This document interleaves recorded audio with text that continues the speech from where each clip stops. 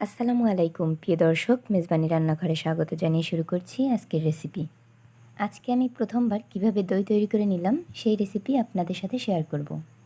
আশা করছি ভিডিওটি সবার ভালো লাগবে। ভিডিওটি ভালো লাগলে সাবস্ক্রাইব করে পাশে থাকা বেল আইকনটি চালু করে দিবেন, যাতে আমার পরবর্তী ভিডিও ছাড়ার সাথে সাথে আপনার নিকট নোটিফিকেশন পৌঁছায়। চলুন এবার মূল রেসিপিতে ফিরে যাওয়া যাক। প্রথমে একটি কড়াই নিয়ে নিয়েছি, তার মধ্যে দিয়ে দিয়েছি 1 লিটার তরল দুধ। এখানে আপনারা চাইলে প্যাকেটজাত তরল দুধ নিয়ে নিতে পারেন। এবার দুধগুলো আমি চুলাতে জাল করতে বসিয়ে দিয়েছি। কিছুক্ষণ পরপর দুধটা নেড়ে চেড়ে দিব। যখন দেখব সর পড়ে আসছে তখন সরটা ভেঙে দিব। এদিকে চুলায় দুধটা জাল হতে থাক, অন্যদিকে আমি একটি ছাঁকনি নিয়ে নিয়েছি। এবার নিয়ে নিয়েছি একটা আড়ঙের টক দই। এখানে আপনারা যে কোনো ব্র্যান্ডের দই ব্যবহার করতে পারেন। ধরুন এখানে আমি 100 গ্রাম টক দই নিয়ে নিয়েছি। এবার ছাঁকনিতে নিয়ে যতটা সম্ভব টক দইয়ের পানিটা ঝরিয়ে নিতে হবে। এইখানে আমি 1 লিটার দুধ জাল করে হাফ লিটার করে নিয়েছি। আর দুধটা কিন্তু অনবরত নেড়েচেড়ে জাল করে নিতে হবে। সর পড়লেই সরটা ভেঙে দিতে হবে। এইদিকে দুধগুলো জাল করে নেওয়া হয়ে গেছে। এবার চুলা থেকে নামিয়ে নিব। এবার ক্যারামেল তৈরি করে নিতে হবে। পরিষ্কার একটি পাত্র নিয়ে নিয়েছি, দিয়ে দিয়েছি 100 গ্রাম চিনি। এবার চিনিটা গলে যাওয়া পর্যন্ত অপেক্ষা করতে হবে। মাঝে মাঝে 2-1টা নাড়াচাড়া করে দিব। এই পর্যায়ে চুলার আঁচ লো হিটে রেখে জাল করে নিতে হবে। দেখতে পারবেন সাইড থেকে চিনিটা পুড়ে ক্যারামেল তৈরি হবে।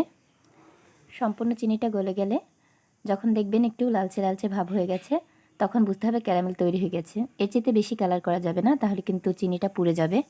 এবার এর মধ্যে দুধ ঢেলে দিব।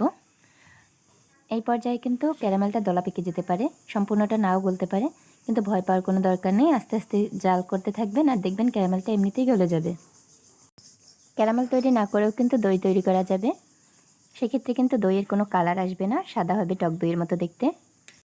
মিষ্টি দইতে সুন্দর একটি কালার আনার জন্য অবশ্যই কিন্তু ক্যারামেল তৈরি করে নিতে হবে।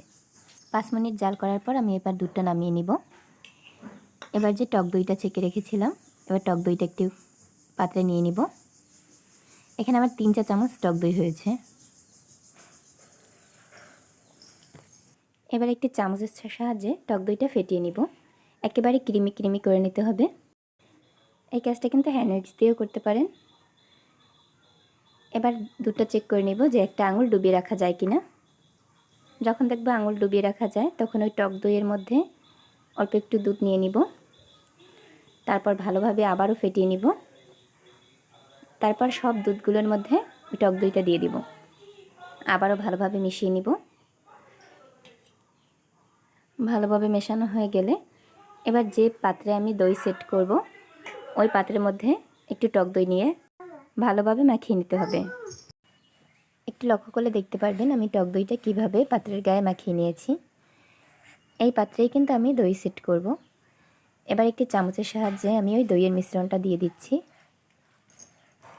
একইভাবে আমি 2টি পাত্রেই দইয়ের মিশ্রণগুলো ঢেলে নিব।